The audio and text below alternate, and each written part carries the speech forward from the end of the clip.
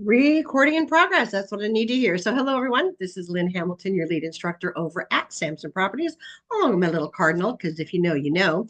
And I want to always thank Cardinal Title for being the backbone and the sponsors to all of our particular training classes. It's great to see some new faces on here, and it's also great to see some of my familiar ones bopping back in as well. So, let me just say welcome and let's get going. So, in this episode of Master Your Marketing, as you know, this is a spin-off of our Jumpstart Session 4, where in Jumpstart Session 4, we introduce to you the 24 potential pillars, tires, posts, options that you can market. Being that you are not that good and do not have the ability to handle all 24, we ask you to decide and think about what are the three or four or two, because your database is always going to be one. What are the other avenues of marketing that hit your hot button that you can say, ooh, I can get excited of that. And with that, we take this opportunity during these sessions to take a deep dive down and dirty into each of those categories. We have a different topic every week. Excuse me, getting a little hoarse today. And we make sure that we talk about the good, the bad, and the ugly of each of them. So in this one today, it is how to recession proof your marketing so that you've got a constant, drip coming in, but it's working with attorneys slash wills and trusts or with divorces. So there's two sides of it that we're gonna talk about just a little bit. So the first thing I always like to say, what is recession proof marketing? And again, I'm going to give credit where credit is due. I was a fairly new agent a long time ago, and I went to a class on recession proof your marketing. And I thought, okay, that was intriguing. We were in a good, healthy, active market at the time, but I knew that it would change. And so I went to this workshop, probably paid $500 or $600 to go. Hope that it cleared the credit card. And when I went, the gentleman that taught the class, Todd Bates, I tried to track him down a couple of years ago and was saddened to find out that he had passed away. He was way too young. But what he taught me at that point, I utilized immediately. So fast forward a couple of years into my real estate career, and the market took the nosedive that it did. I never felt the hit. I jokingly say, y'all couldn't have called me and told me that the market was taking a hit. Why? I understood the concept that he taught of putting on four tires, four pillars, four legs, whatever you want to call them, into the marketing department of your business. Think about a restaurant. They don't just have cheeseburgers and that's it. They have variations of it. So using that same concept into the real estate business, we take a look at what are the things that we can get excited about doing, but what are at least two of the components were recession proof. Now, let's talk about what that recession proof means. Recession proof means that regardless of what is happening in the world, in the industry, in the market, or anything, these things are still happening. And they are the 5 Ds. Diploma or job relocation. That happens all the time. The next one on the list of the 5 Ds is diamonds, people getting married, diapers, families having little ones, divorce. Unfortunately, those numbers are staggering. And the 5th D is death. Now, ask yourself, do those 5 things happen every day, every week, every month, every quarter, every year, year after year, regardless of what the world is doing? And the answer to that is yes.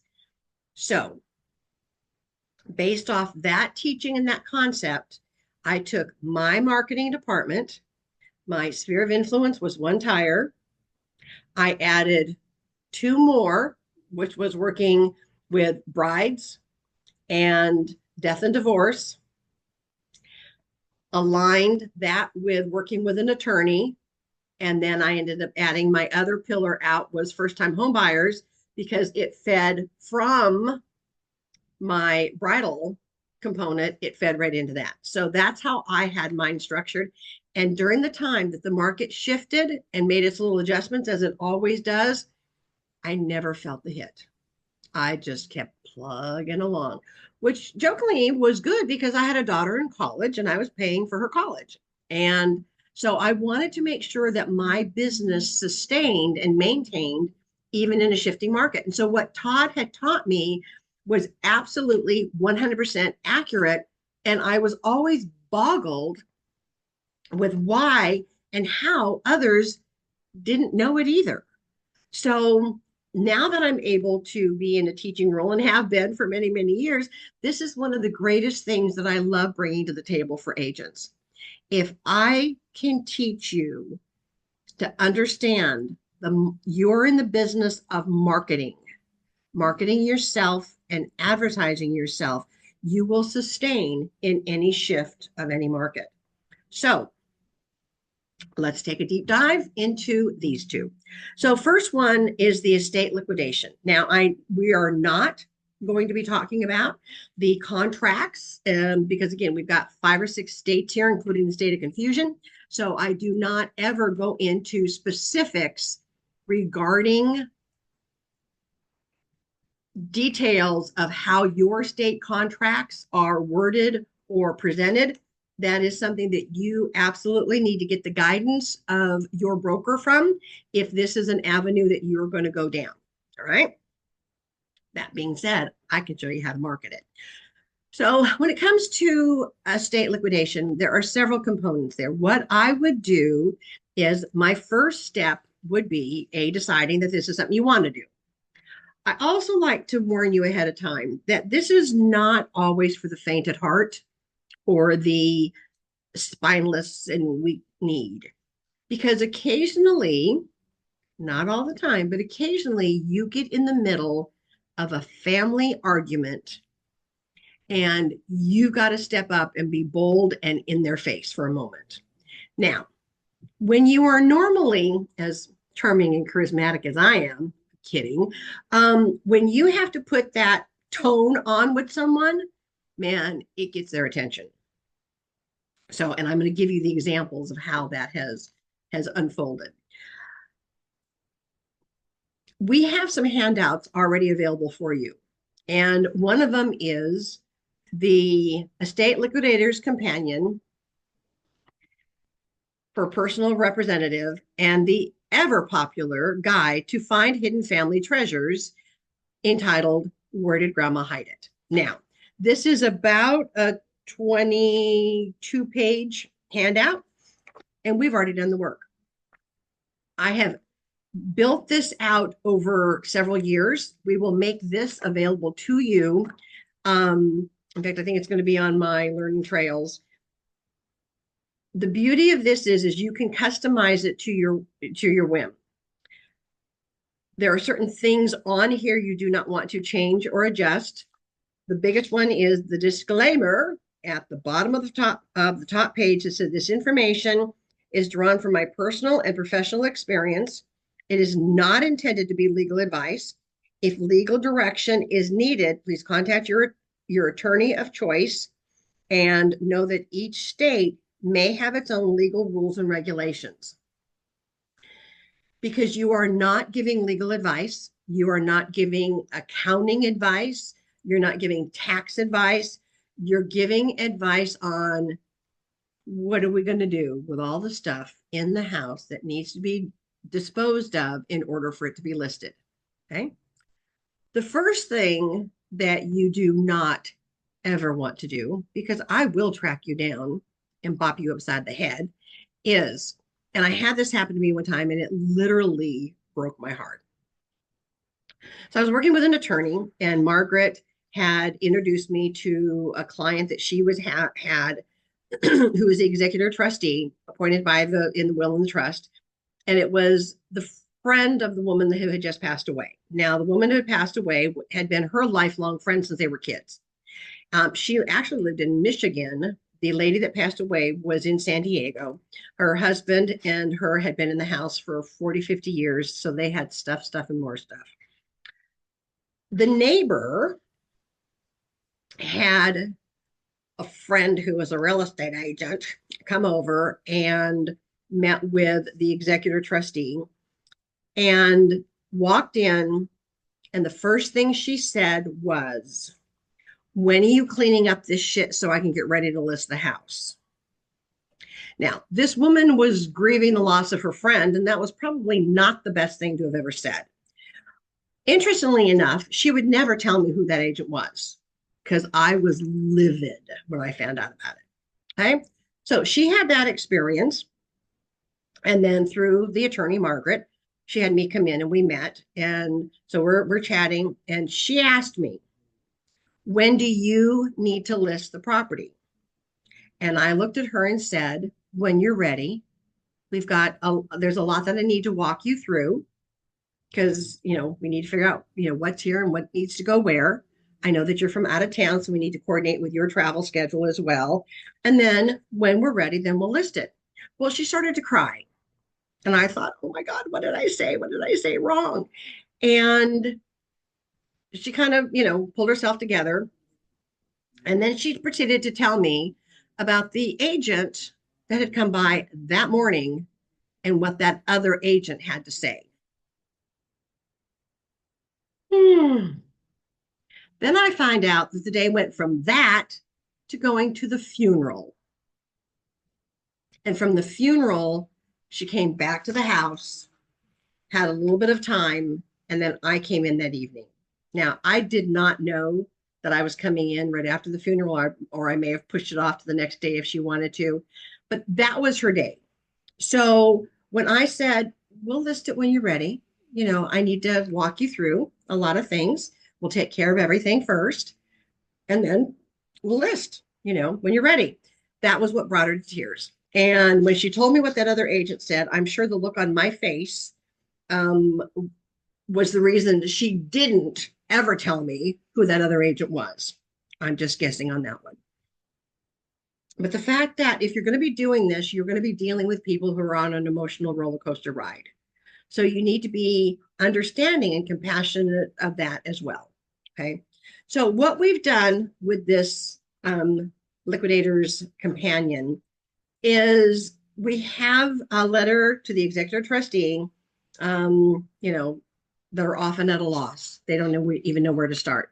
We have a quick introduction, a little bit about Samson, testimonials of another client you may have helped, or I had one from Margaret, the attorney, and then one from somebody else. And then you can also add a QR code in there to go over to your testimonial page. The next couple pages, I'm just going to give you the captions real quick so you can kind of get a gist of what's in there, is items to consider. We talk about, things that they need to be looking for as they're starting to go through the house: legal papers, life insurance, keys, money, blah, blah, blah, blah, blah. So we give this whole big list. The next one is the struggle is real. It talks about who is the next of kin, death certificates. Now, a lot of that is already taken care of or in the works, but just in case, it's nice for them to see that you are aware of that and at least are giving them some additional information. Things to include in an obituary if that hasn't already been done. It also mentions the fact that, obituaries can be very, very expensive to run in the newspaper. And unless the deceased's friends are not reading a newspaper, which there's not as many newspapers anymore, it may not be to their advantage to post an obituary in the newspaper. Now, most funeral homes will post it online. I'm not going to speak as to whether or not there's a charge for that or not, because again, it can vary from state to state and area to area, but at least they're aware, because again, old school thinking, we got to post the obituary in the newspaper. This says, not so fast. You don't necessarily have to, and there are pros and cons on that. All right, the next component in this particular handout is information you'll need for the death certificate. Again, this may or may not be already done and taken care of, but again, it shows that you know a little bit about this process. It also has a section on who is the next of kin. when a person passes, and it lists, the six, I'm going to say chain of command. And again, that was taken from, and I stated right on here that it was taken from online legal sources, and that please seek legal advice on who will serve as the executor for the estate. Again, just because they're next in line doesn't necessarily mean that is who is it's going to be.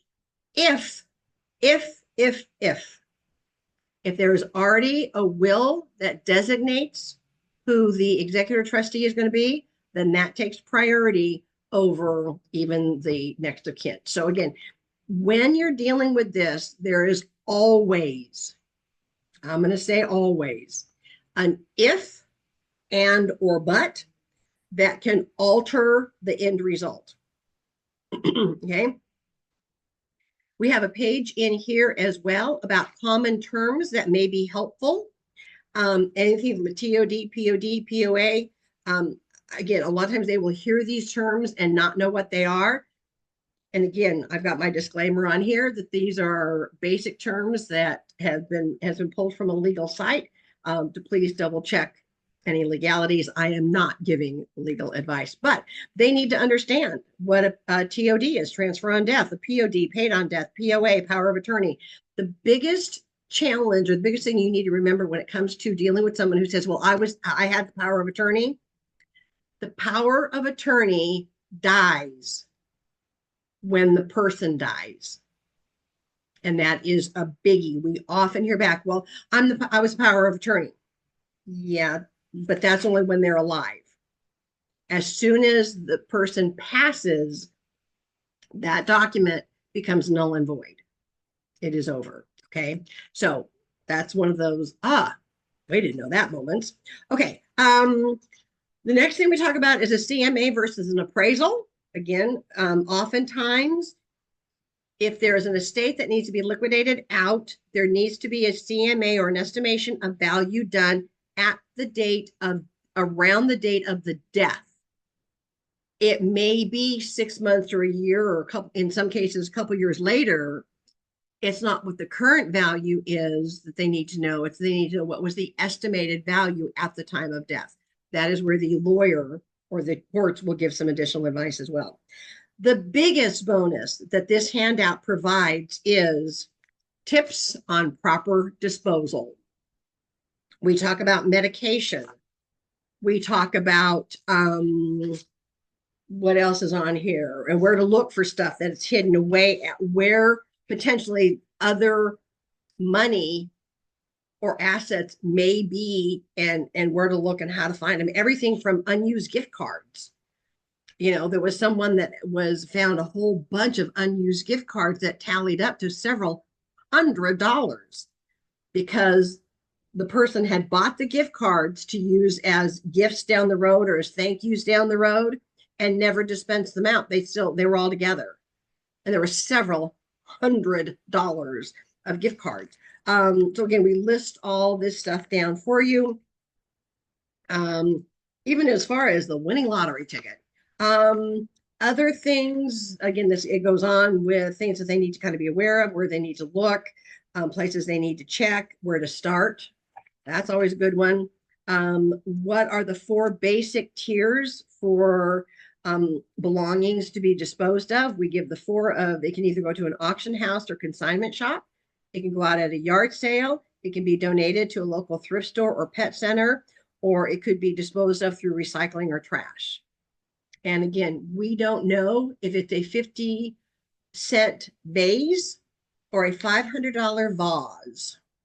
We don't know if it's a diamond or if it's a summer diamond. And you know the difference, because some are diamonds and some are not. Okay. So we are there to direct them into the resources that you've already established and have your connections with.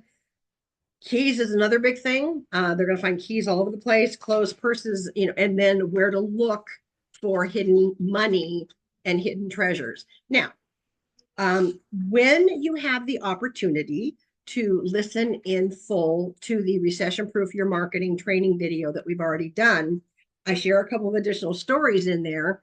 And one of them was there was, in fact, this one I shared because it happened to me. I had given this information to Stephen, who was the executor, the son of his parents lived in San Diego. Margaret was their attorney. She connected us, and Stephen lived in Texas. His brother, who lived locally, was PO'd because he wasn't left as the executor, and I quickly discovered and found out why. But so Stephen is going through stuff, and I said, okay, time out. Let me walk you through this methodically real quick, and do not take everything that he's pulling and just dump it, because more than likely, mom and dad had money stuffed in pockets and socks and shoes. So I gave him the whole list. So he said, okay. So fast forward a couple of months, Stephen's back in town. We all meet at the attorney's office and for an update. And Stephen reaches down to his bag, his briefcase, and pulls out a stack of money. And I'm looking at it going, And he says, Margaret, does it make any difference which account this goes into? Because he's got full control over everything. And Margaret looked at it and looked at him and looked at it and looked at me. And I just kind of smiled because I had a hunch I knew. And she says, where did this come from? Confused and puzzled. And Stephen says, oh, Lynn told me where to look in hiding places, and this is what I found. I said, oh, cool. I said, can I ask how much is there? And it was between $6,000 and $7,000. So my response to Margaret was, cool. He's buying lunch, and we're not doing the 99-cent special anywhere. And of course, we all giggled because Stephen, being the gentleman that he was, always took Margaret and I out to lunch. And we continued visiting and have conversation when he was in town. So the fact that I had given him a list of places to look, put him on alert to look for stuff, and he rounded up, again, it was between $6,000 and $7,000 that would potentially have gone in the trash. I was the golden child in Margaret's eyes, if I wasn't already. All right, so fast forward to another great story, which is why we give them these things, is one of the ladies at the class, and I don't remember if it came through on the recording or not, but her friend had bought a chair at a yard sale, whatever, paid a couple bucks for it. It was the old horsehair chair, padded, the wood chair with the horsehair seat. It was kind of funky. And so she put it in the corner and thought, one of these days I'm going to recover it. Well, finally, she got around to recovering it and opened up the cover that was on the chair. Oh, yeah, there was a little bit of horsehair in there. The rest of it was money. There were a couple of $1,000 folded, wadded, crunched, crammed into that seat cushion that was on that chair. It was money. Yeah, there was horsehair there too, but that was long past, scrunched out. So by being able to have these stories and these recommendations of where to look, you become a real asset to not only the client, but the attorney, if you're working with an attorney, if not with just the client itself. So we have this available for you. Now, what I also recommend you do, if this is a path you're going to go down, this is what we need you to do. You reach out slowly but surely to everyone in your SOI. And you say, hey, Emma, it's Lynn, your favorite realtor. I'm working on a project and I kind of need your help. You got a minute? And of course, they're going to say, yes. What do you need? How can I help? And you're going to say, personally and professionally, I'm often asked to help with an estate liquidation. Now, we know that oftentimes grandma or grandpa or whomever has hidden money at the house. My question is, have you ever had to be the estate liquidator? And if so, where did you find what hidden? Where did you find what hidden at? And they will think for a minute and they'll either come up with something that they've experienced, or they'll draw a blank and go, I've never had to do that. Okay, great. If they've never had to do it or don't have anything great, say, okay, great. Thank you so much. But do me a favor, keep your radar up And next time you're in a group gathering, whether it be friends or coworkers or whatever, ask them that question for me. Ask them if they've ever had to clean out, where did they find money hidden at? Because we want to create a list of places to go keep the executor's eyeballs out to find the stuff that's hidden. Okay. Now, what has that done? That has given you a larger list and a greater rundown of where stuff is hidden. Makes you look better. 2, it lets your SOI know that this is a niche and a specialty that you have.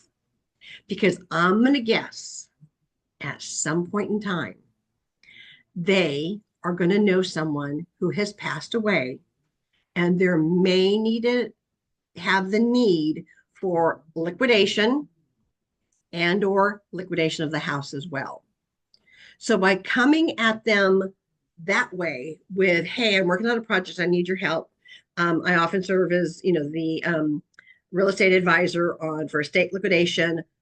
Have you ever had to clean anything out? Who did you, where did grandma hide it? Because I've got a booklet that I make available to my clientele, and I'm always looking for those extra stories of where was it hidden? Where was it hidden at?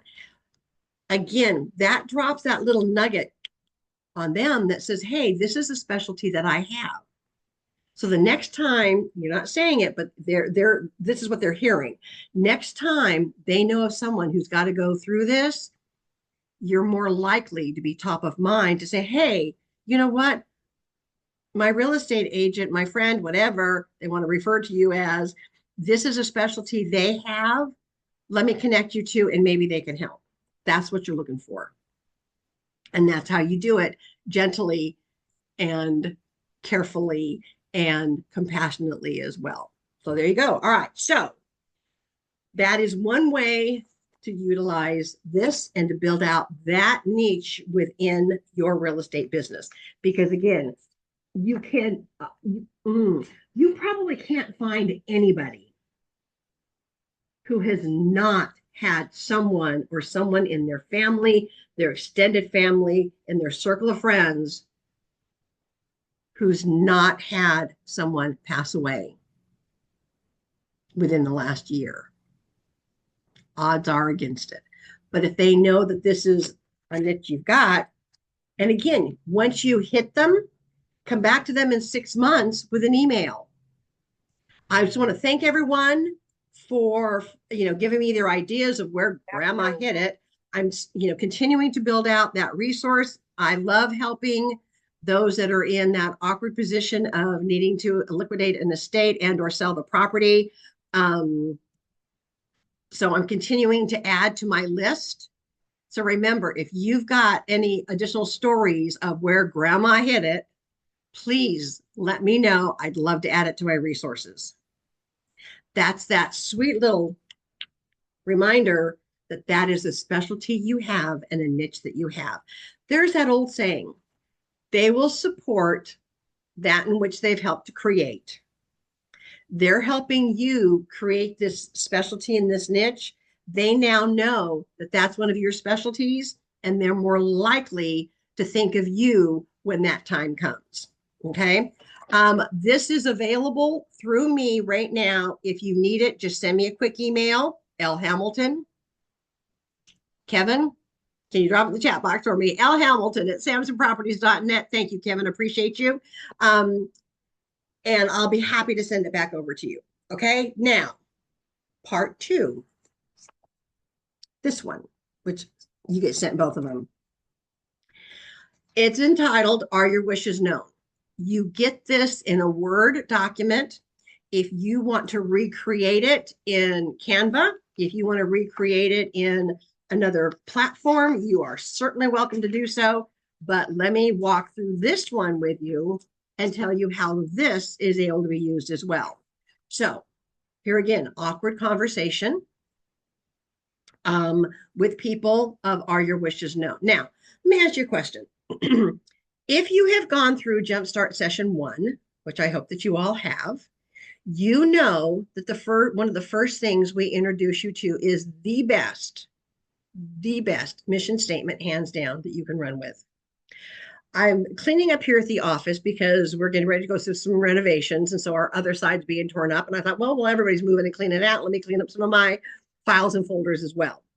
So I have probably 1,000 or 1,500 accumulated over the years of taglines that will, bring you business. Well, most of those taglines belong in the trash. The one that I teach you is your mission is to help them, your SOI, protect and maintain the value of their greatest asset, which is their home. That is why having those various tips and information, again, is going to help them in the long run. You need to be aware in the state that you are in, including the state of confusion, what is the advantage and disadvantage of a homeowner having just a simple will or having a trust. And again, this is general. This is general, basic information. Double check it with the state that you are in.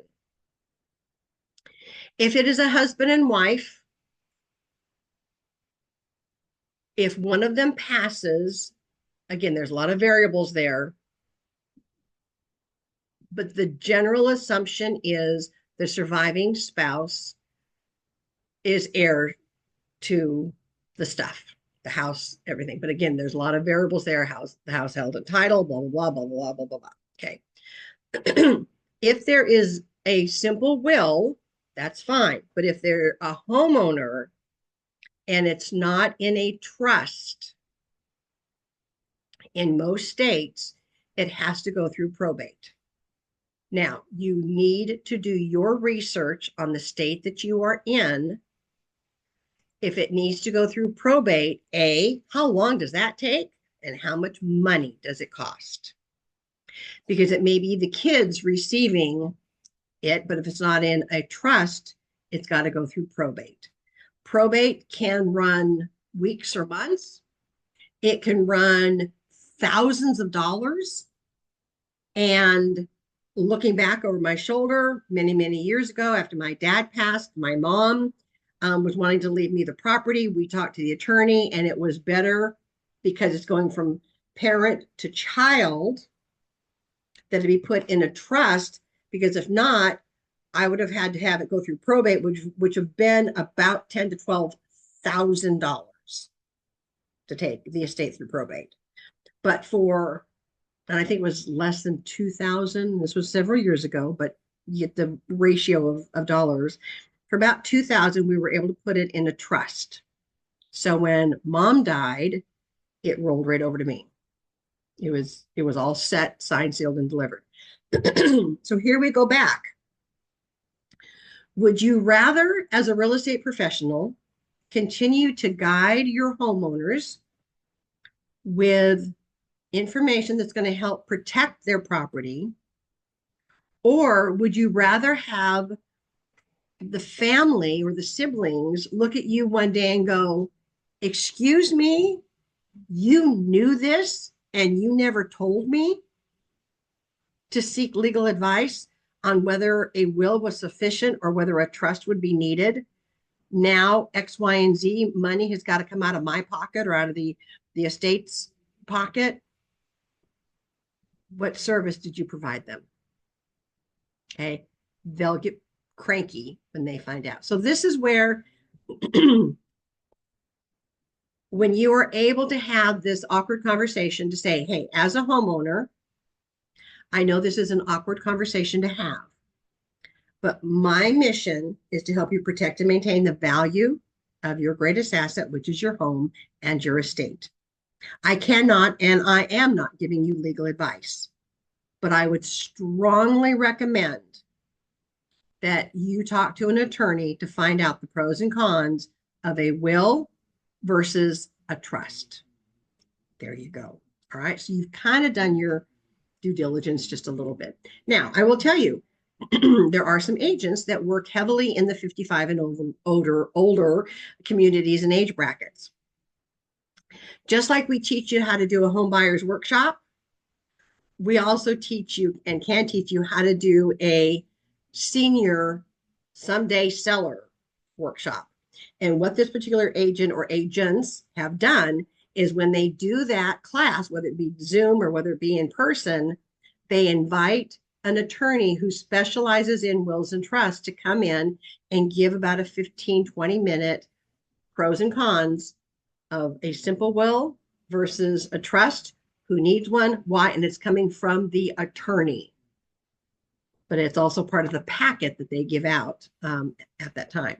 So, needless to say, you're now golden. Now, this particular one that says, "Are your wishes known?" You can get this out to anybody and everybody that's in your SOI if they're a homeowner. When you are working with an attorney, you can actually co-brand it with your information and then their information on there as well. And it just basically walks them through with a basic cover introduction letter. It talks about the lingo that needs to be known, TOD, POD, POA, again, the basics, along with the disclaimer that you are not giving legal advice, that this information was and definitions were obtained from LegalZoom.com. But again, your CYA, covering your you know what. Next page over, it is many recommend that you identify the team of advisors. When that day comes, who do they need to reach out to?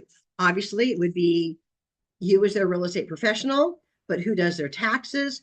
Who's got the loan or the lender? Who is the attorney? Is there a will? Is there a trust? So again, it's just basically boom, boom, boom, boom, boom for them to fill out and have available as well. Things to pull together, or at least know where they're at. Again, it's recommended they're put in a 3-ring binder. It's given the bullet point in the checklist. One of the things that it says on here is who is the next of kin. Again, you've got a lot of blended families. And a lot of times they assume that the blended family is created the same. Not always. And again, this is where, again, the disclaimer that's on there, you're not giving legal advice. You're giving general advice. If they've got a blended family, especially if it's a contentious one, they need to make sure that they've got their I's dotted and their T's crossed. So their wishes are known when that day comes. Another great worksheet in here for them is the information that will be needed to create the death certificate. Now, a lot of people do not know that on the death certificate, they ask the highest level of education, the mother's full maiden name, and the profession or line of work that they were in and for how long. We've got it right on here. So they can just fill it out and have it available. There's another section here if they are so inclined to fill it out. And it says, don't wait until it's too late.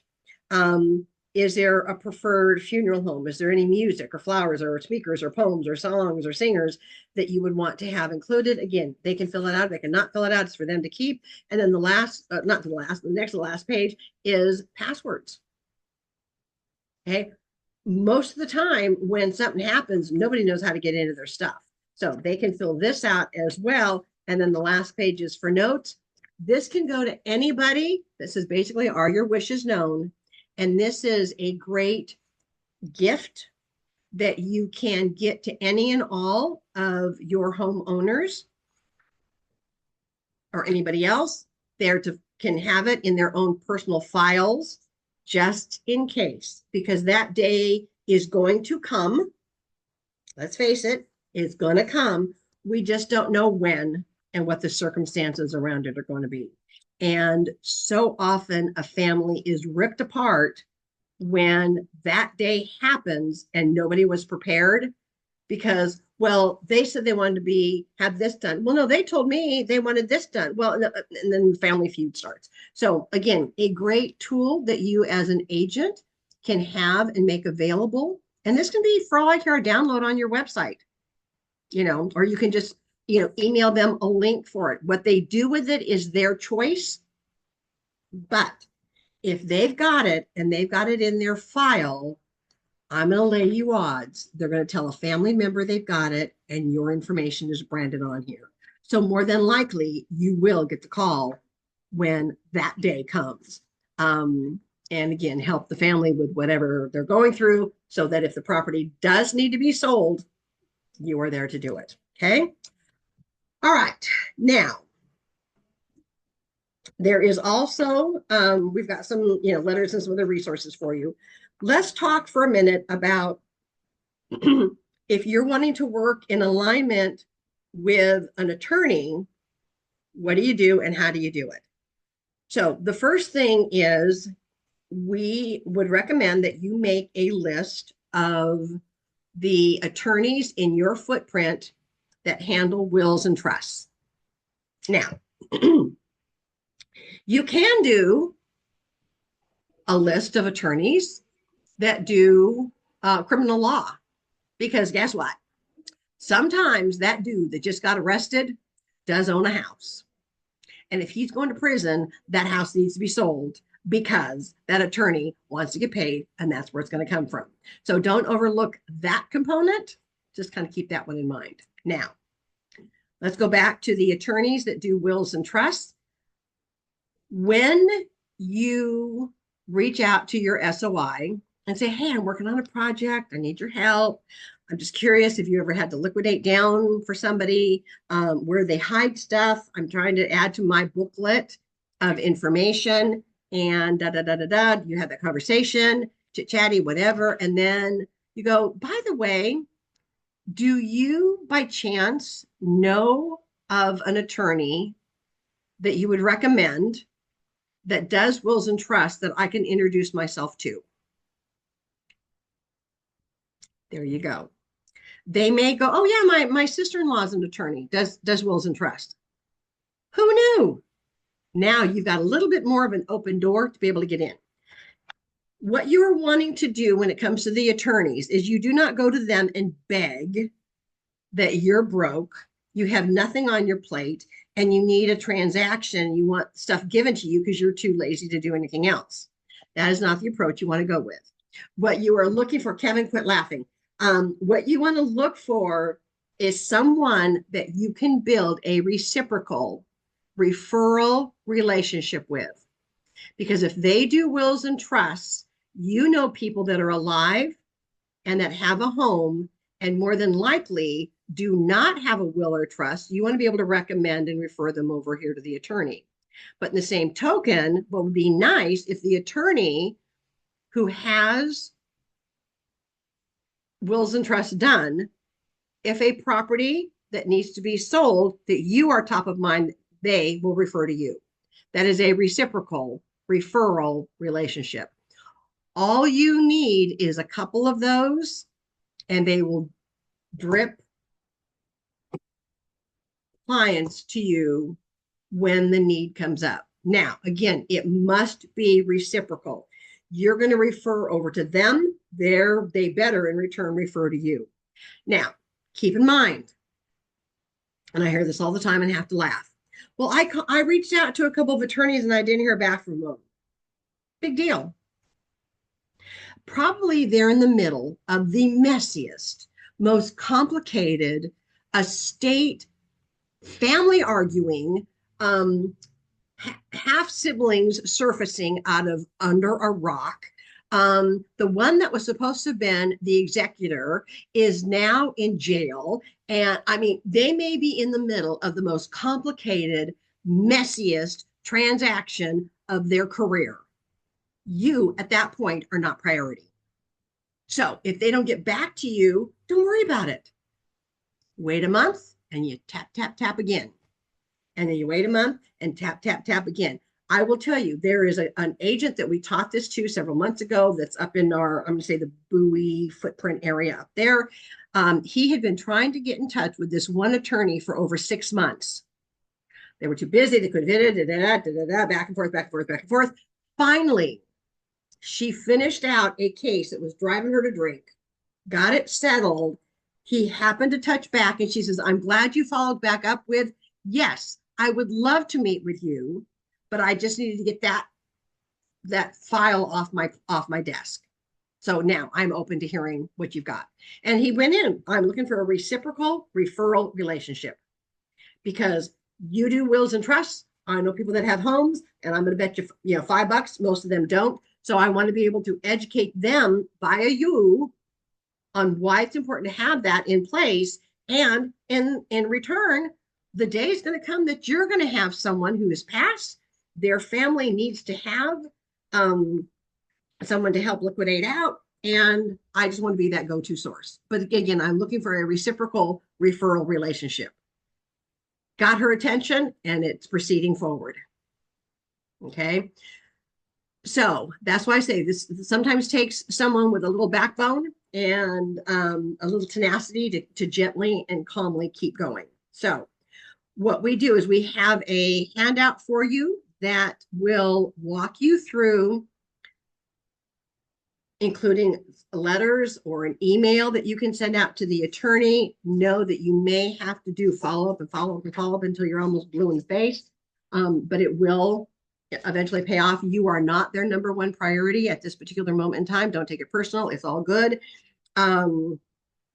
We have the letter available for you. Again, adjust these as you want. Copy and paste them, stick them into Chat GPT, sees if it comes back with a better, verbiage on it for you to use. That's okay. Now, so working with the attorneys or attempting to get into an attorney's office is well worth it as well.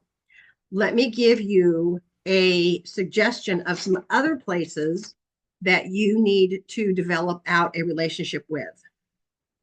Because if you're going to help someone with the liquidation, I would make the rounds in my footprint. Who are the auction houses in your area that does estate liquidation? Get to know them, introduce yourself. If you can, go to one. Be aware. Consignment shops is another one. Whether it's for consignment shops for antiques or vintage stuff, know who that is. One of the other ones you want to get familiar with in your footprint are the pawn shops. Now, when you go out and to connect and visit with them, once again, you introduce yourself. You go to whoever the person in charge is, introduce yourself and say, I'm often asked to help with estate liquidation. I'm just wanting to know who my partners can be in this footprint. Because I cannot tell a $50 vase from a $500 vase. I can't tell a summer diamond from a regular diamond. Same thing that applies on costume jewelry. Okay. So when you go into the pawn shop, you will quickly see if their specialty is jewelry, if their specialty is tools, if their specialty is electronics. Now, electronics aren't as much because most of our electronics now are so disposable and outdated within 30 minutes after they're bought. But musical instruments are another one. Is there a music shop in your footprint that someday you can go, I need to stop in and introduce myself? Because if you are asked to liquidate out or help liquidate out a place, that is not the time to start looking. You should have them all lined up ahead of time where you can provide the list of who's in the particular footprint and can help. Also, go to your local and check out your local pet rescue places. Who is in your footprint? Is there a VA unit somewhere? Is there a hospice unit somewhere that may need or want certain things? Find out what is in your footprint so that when you are working with the executor trustee, you can say, hey, these are things that are within the footprint. Obviously, it's their choice who they go to. But half the time, the executor trustee is not even from the local area, and they have no idea where to start. So by the fact that you're making yourself priceless and valuable because you've done the legwork, you've done the homework, you can now give them, here are places within the footprint that will take these things. Your pet Um, rescue places or the animal shelter will often take pillows, blankets, towels. Okay. You may not be able to dispose of them through Goodwill or another thrift store place, but the animal shelters would take them in a heartbeat. So think about that. Know where the local recycling places are, and also remember documents that have a person's name, so security number, date of birth, or any of that. Identity theft after death is huge, huge, humongous, huge, happens more often than you think. So I would always buy, and I'd buy them 5 at a time or something. You can get them at sometimes your Office Depot. You can go onto Amazon and order them. You don't even have to leave the house. Get them from Amazon. They're the blackout roller, and it's just an ink stamp pad. And when you roll it over the paper over the information, it blacks it out so it cannot be read. Because identity theft after a death is still huge. So once again, that would be a gift that I would give to whoever the attorney referred me to. They would get the blackout roller, 6 boxes, a box marked for shredding.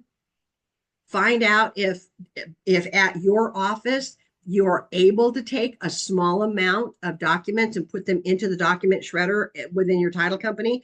Find out if they're okay with that. Again, not boxes and boxes, but a small amount. Because again, you are doing everything you can to prove yourself better than the bulk of other lazy agents that are out there. Okay. All right. We're going to wind down on time. Medications. Know how to dispose of them. Go to your local pharmacy, even if that box is right behind you, you are all dressed up, you got your name badge on or whatever.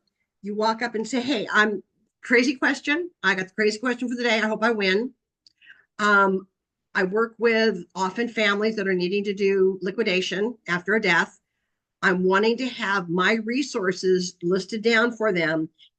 When there's medication that needs to be disposed of, do you have a medication recycling bin or a program that will allow that to happen? Now, years ago, yes, the pharmacy or the police department would do it a couple times a year. Nowadays, most of your Rite Aid, CVS, Walgreens, any of your pharmacy places, literally right there behind their counter or where you can get to it, they have, it's like a mailbox. You go in and it's medication recycling. Open the thing, drop the stuff in, seal it up. It's in a sealed container. You're good. Okay. Know where those places are at. And again, a great thing to do is walk in and introduce yourself, and then leave them a little, a couple of lifesavers taped to or stapled to a newsletter that say, hey, I appreciate your help. Maybe this, you can read it at break and enjoy the lifesavers during the day. Okay. You just left a little lasting impression on somebody and you never know what's going to come out of it. All right. So we have this all literally mapped out. If this is something that you are wanting to do, it's a great recession-proof avenue. Again, there's 2 sides of it. Is you being hired by the family to handle the estate liquidation side of it, or to give them advice of what to do with stuff. And then you come in and list the property when it's unloaded. The other component of it stands by itself is to connect with a handful of attorneys. Again, sometimes all you need is 1 or 2 good ones, and it'll bring you just enough, that'll supplement 3 or 4 transactions a year or more that you're looking to build that reciprocal relationship with. You're golden. All right. The Are Your Wishes Known handout can be used with any and all that you know. Again, providing them the most awkward conversation that they'll ever going to have with family. Right. Now, the other component of that I will wind down with is working divorce listings. Again, that's another one because it's very emotionally driven. You do not want to go in and say, "Hey, I hear you're getting a divorce. You need a real estate agent to liquidate out the house." Not a good approach, but that working with attorneys that do divorces may be a good contact to have as well, because will be times in a divorce that they need to sell the property. Here's a couple of warnings on the divorce stuff. I always promoted that my role in that kind of a transaction was I am the voice for the equity in the house. Part of my job was to make sure that equity was preserved so that it could be divided out upon sale. I have seen couples argue back and forth, and every time it starts, both attorneys get involved. They charge $350 or whatever the astronomical price is for 15 minutes. And next thing you know, they have sucked the entire equity out of the house by bickering back and forth. I never took sides. I would go in and I would tell them that I represented the house and I represented the equity in the house.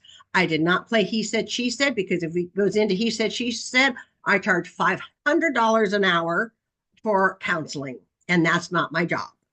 But it puts them into place that they understand from the get-go what your role is and what your role is not. And again, sometimes because it can be very contentious, you have to have a backbone to be able to stand up to them and say, we're not playing he said, she said. I'm here to represent the house, protect the equity, so that when all is said and done, you get whatever your fair share is going to be. You never assume it's a 50-50 split. All right. You never assume one side or the other. Your job is to be there for the voice of the house and to protect the equity in the house. So again, when I would go to an attorney that was who did wills or who did divorces, I would let it be known loud and clear. My role in these scenarios is not to take sides, not to play he said, she said, but to equally and fairly represent the house and the equity of the house, so that whatever distribution is going to come can be done with as much there as possible. Okay. All right. So that winds us down on our time slot here of how to approach the estate liquidation as well as the divorce side, going either through an attorney as your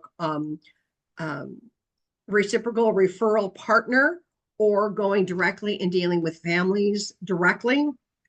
Because again, sometimes you're contacted by the family because, oh, wait, they now know this is one of the specialties that you have. And again, if you have ever had to do this personally, you get to say, personally and professionally, I've done this one time too many. And my job is to help you walk through this carefully and comfortably, because I've been there and I've done that. So it puts you on a whole different level of compassion. And again, it is a factor of life, as awkward as it is for some people.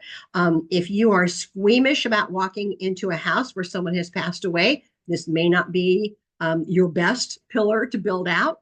But if you're okay with that, then you are able to build this out as a recession-proof component of your business that will sustain even through the ups and downs of any market and any conditions. So with that, if this is something you go, okay, I can see myself doing this and I absolutely want to commit to doing it, email me, lhamilton@samsonproperties.net.